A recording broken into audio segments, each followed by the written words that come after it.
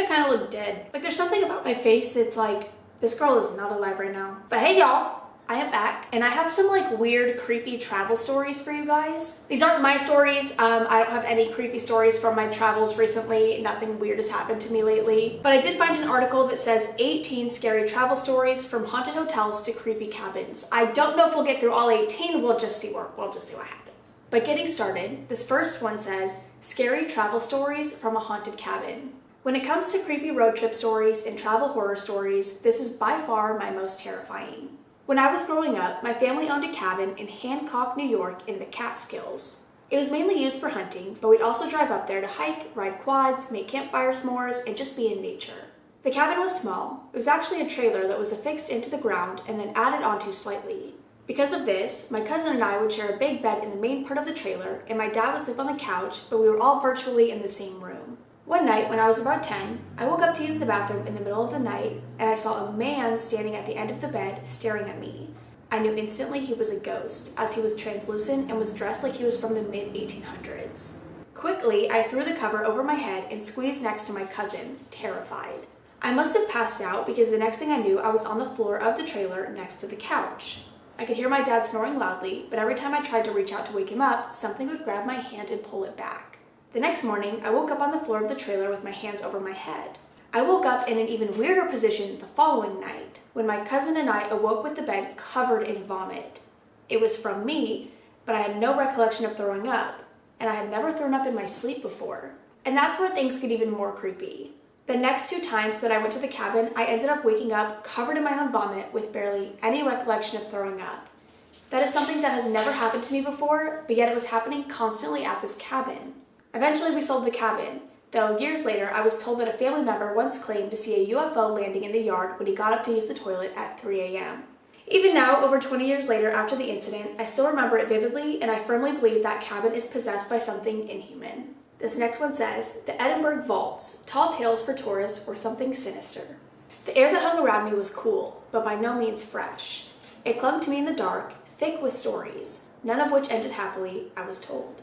A friend and I were taking a ghost tour of Edinburgh's underground vaults below Southbridge. These ancient rooms had been used by tradesmen for storage, but all manner of creepy stories surround them. Some say serial killers used them to hide bodies, others say plague victims were left here to meet their bitter end. Much of the tour was designed for tourists, including a member of staff jumping out to scare us.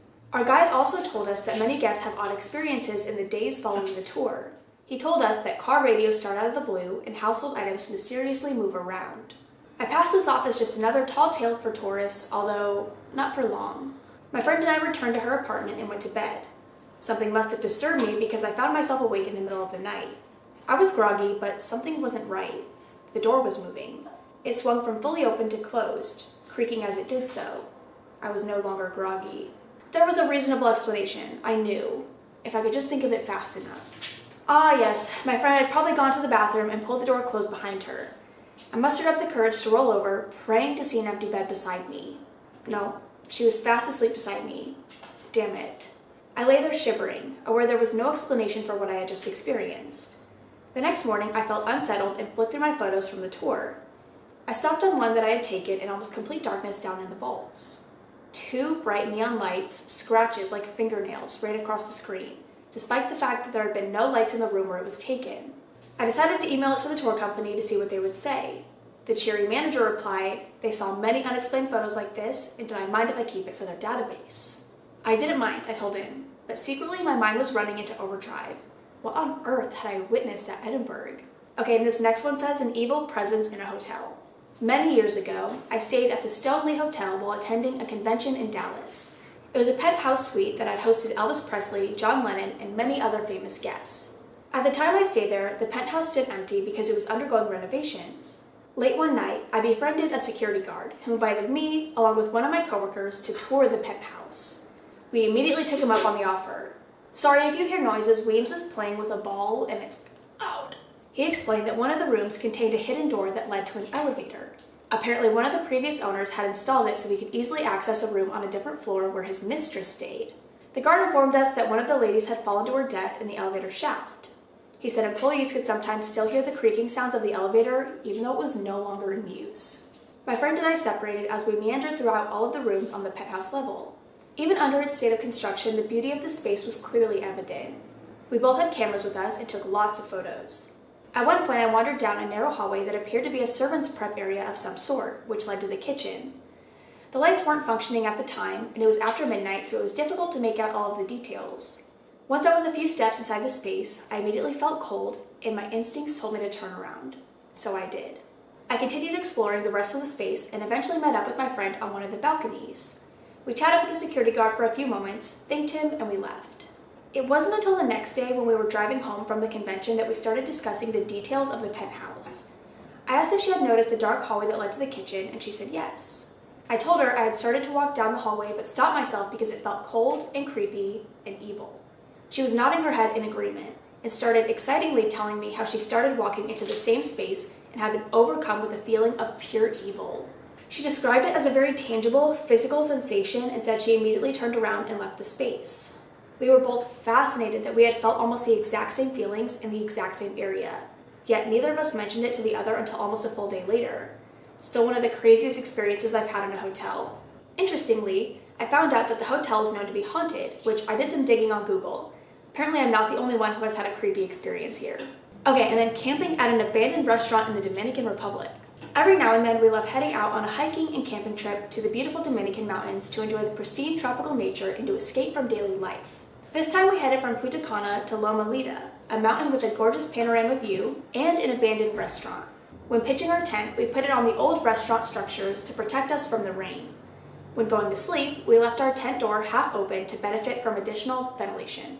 During the night, we heard many strange sounds, as if someone was stepping on the rickety timber planks outside. Of course, there was no one except a big frog with disproportional big red eyes looking in the direction of our tent. To complete the spooky atmosphere, an old light bulb outside of the restaurant was randomly turning on and off, even though there was actually no electricity. To feel a bit safer and to protect us from the strong winds, I asked my girlfriend if we should close our tent door. She said yes, and just seconds later, the tent door was blown up by the wind and literally closed itself. We had a fitful sleep out there, to say the least. The next morning, when we were packing up our stuff, an old man came up the mountain on his horse and asked if we had a good night. Sure, except for the noises, animals, steps, and the creepy wind, everything was fine. At least the view from Loma Linda was worth it. So if you'd like to explore this beautiful place during your holiday in the Dominican Republic, maybe you should come during the day. Okay, number 5 is pursued by malevolent spirits. Malevolent? I don't know if I said that word correctly, sorry. Malevolent spirits in Chiapas, Mexico.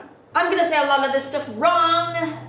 Sorry. After spending an afternoon exploring a cemetery in San Cristobal de las Casas, Mexico, I woke up in the middle of the night in the throes of a terrible nightmare. In my dream, I was strapped to the spokes of a burning wheel as it rolled down a field of dry corn stalks. Just as my hair burst into flames, I sat up and saw my clock flashing 666. After washing my face in the washroom, I looked in the mirror and saw black wings fluttering behind my head almost like bats. I felt a presence in the room, yet when I turned around, nothing was there. I stayed awake all night, unable to sleep. At daylight, I left the hotel to get a coffee. If this isn't one of the craziest travel stories you've ever heard yet, as soon as I stepped onto the street, a blackbird fell dead from the sky at my feet. Then a man was hit by a car directly in front of me. And then the young stray dog I'd been feeding for close to a month was lying dead by the side of a church. I felt as though I was a walking plague of bad luck. Not knowing what to do, I continued with my plan to visit the Museo de la Medicina Maya. It's dedicated to the preservation of natural medicine, therapeutic treatments, and traditional practices of the Tzotzil and Tlaxcala peoples of the Chiapas. I know I'm not saying any of that right, I know. In addition to the herbal garden and displays, there was a community space where it was possible to have a consultation with a local shaman. With the assistance of a translator, I was told I had committed a transgression and was being pursued by malevolent spirits or energies attempting to attach themselves to me. He wrote out a prescription for the materials for a spiritual cleansing, and I got it filled by a woman tending one of the stalls in the market. I returned to the Mayan Center with a variety of products including eggs, basil, and fragrant herbs in a basket. After a rigorous process that involved chanting, copal, smoke, and herbs, he declared I was cleansed of the spirits.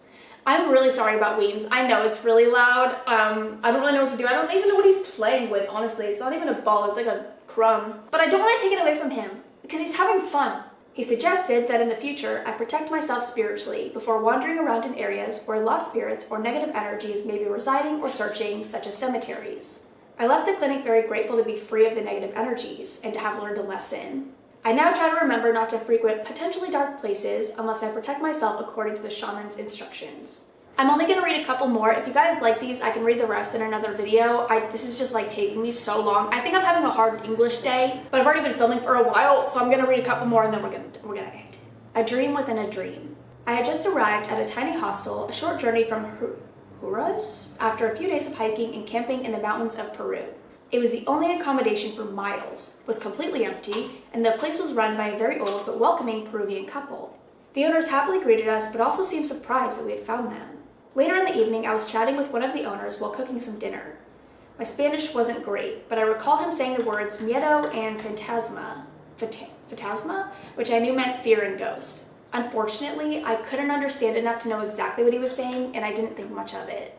After days of heavy hiking and a bit of altitude sickness, I crashed early, looking forward to the first night in a bed for a while. That's when this officially turned into a scary trip story. I conked out immediately, but then became slightly conscious after hearing noises from outside the room. I remember having a very uneasy feeling and it being cold. I kept on looking up towards the door and noticed it was slightly ajar. Slowly, I saw a small figure-like shape sitting by the top of the door with an ominous face looking down on me. I felt rigid, just staring at this figure above the door. By this point, I was feeling truly scared. All of a sudden, I shot up in my bed, dripping with sweat, and realized it was just a dream.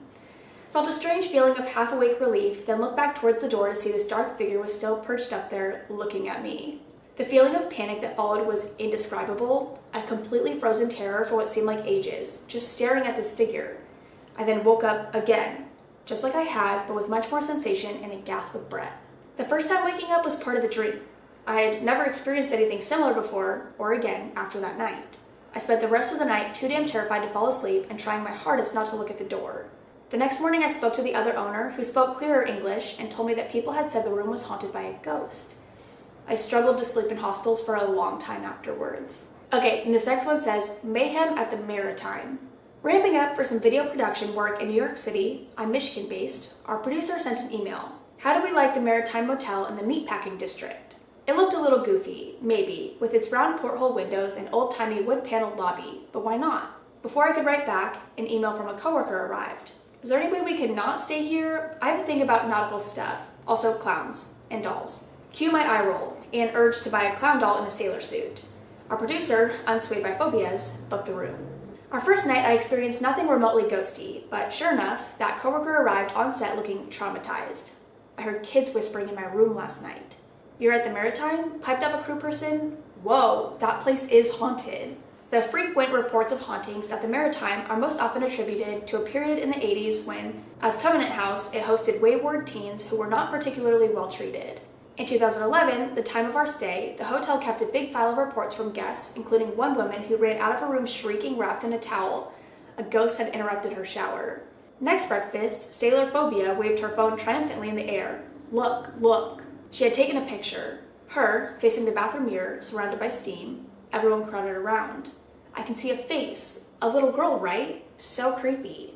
I couldn't make out a damn thing. And I definitely wasn't going to report that I'd woken up in the middle of the night having a hard time breathing. Something seemed to be sitting on my chest. A very weird and long minute later, a giant black cat jumped off of me. I heard my door open and a guy in the hallway, somehow I knew it was the janitor, started waving a child out of my room. I could feel the air as it ran past. Look, I'm sure it was just an oddly specific dream fueled by too much wine and everybody's stories. And the Maritime is still there. When I search for it, it says, save big. Hard no. Okay, this one says, walking into The Shining. I have to read this one and then I'm done. Sometimes what you see in scary movies can resemble true horror travel stories, which is exactly what happened to me. When traveling to Banff to see the Canadian Rockies, my sister and I decided to stay at the Fairmont Banff Springs Hotel. The historic and famous luxury hotel opened in 1888 and looks like a beautiful haunted castle. I did some research online and learned that it indeed had a creepy haunted past. Some say that ghosts roam the halls, like a 1920s bride who tripped and fell down the stairs to her death. The biggest mystery is of the missing room 873. Every floor, except for floor 8, has a room ending with the number 73. Rumor has it that a man went crazy and murdered his wife and kids in the room. Apparently, the hotel boarded up the room since there were complaints from guests and staff of weird events occurring, like reappearing bloody handprints and violent screams in the middle of the night. However, today, they say they combined it with room 875 to make it larger. As a lover of horror movies, I convinced my sister to go ghost hunting in the hotel. At night, we explored the different wings of the hotel and walked as far as we could up the stairs to the towers. When close to the very top, we found a small door underneath the stairs. We opened it and a dark storage closet appeared in front of us with tons of old floor lamps. We daringly decided to walk inside the room and use the flashlight of our phones to see if we could find anything else. As we walked in further, we saw "Red Rum" and "Get Out" written in large letters across the back wall. We screamed and ran as fast as we could out of there. When back in our hotel room, we tried doing some research to see if there were any tied meanings to the floor lamps and came across the term ghost light. A ghost light's practical use is to light up the dark stage of a theater when unoccupied. What freaked us out is there are superstitions that ghost lights were placed to either appease or scare ghosts away. Needless to say, we didn't sleep very well that night. Okay, we got about halfway through the article, so I feel like that's a good place to stop. If I want to continue this, then I'll have the other half. Typically when I find articles like this, the stories are fairly short, so I'm kind of surprised that these were decently long stories. I don't know if they were even decently long. I think I just had a really hard time reading. But I hope you guys enjoyed. I think I have some rambling to do at the end of this. Oh my god, I have rambling to do at the end of this. I have got something for you guys, so I'm gonna go. I love you guys. I will see you in the next one. Bye! I'm kind of losing my voice a little bit. I don't know what it is. I only filmed 2 videos this week. Usually I only lose my voice if I'm like pre-recording and like reading a bunch of stories in a week. Like I haven't done anything, so I don't know why my voice is being weird. But I wanted to say, so you guys probably know Taylor Swift is going on tour. She released concert tickets. Me and I have 6 people in my group, so me and 5 other people signed up for pre-sale, and my friend had her mom and dad signed up for pre-sale. We had a lot of people signed up. I ended up getting the pre-sale code, which I was shitting my pants because I was like, I have so much power right now, I can't handle this. Also, my fire alarm is fixed. If you haven't noticed, there's no beeping in this video. I actually called maintenance and they came within 5 minutes to change it. And I was like, is there any way I could do this myself so I don't have to call you to literally replace batteries? And they were like, yeah, but it's fine. That's what we're paid for. But anyways, that's not my story. So I got the pre-sale code and then my sister ended up getting one as well. And so we were like, we have all the power. So we log on in the morning. We're sitting there I sat on my computer for maybe 30 minutes prior to when the pre-sale opened up. And just having the tabs opened because I was scared that I wasn't gonna get in the queue. I don't know, I didn't know what I was doing. I've never done that before. There's a line just to get into SeatGeek's website because we're going to the Glendale show, so it's through SeatGeek, not Ticketmaster. There was a queue just to get into the website, and I got kicked out at one point because I logged into my account, so it kicked me out. It was so dumb. So I had to wait in the queue twice just to get in the website. So then 10 o'clock comes around and we're put in the line for buying tickets, and we sit there for only an hour and a half, which I know that sounds crazy, but there were people waiting upwards of 6, 7, 8 hours just to get tickets. We were only in line for an hour and a half, and then my sister got in and she bought 6 tickets for us, and then I got in right after her, but obviously I didn't buy tickets because I didn't need any more. I'm not a scalper, but I had the opportunity to buy more tickets if I wanted to because I got in really fast too. Me and my sister both got in after an hour and a half. I don't know how many options there were because I didn't really look around. I don't know why I didn't. Once my sister got the tickets, I just clicked out of my screen. But we got lower bowl for not too much, more expensive than it should have been, not face value. I think it was dynamic pricing, which is kind of fucked up. But we still got in pretty quick, so the dynamic pricing wasn't terrible yet. So I'm going to Taylor Swift. I've talked about this, I think, in my streams. I was a big Taylor Swift fan back in the day. Red is one of my favorite albums of all time.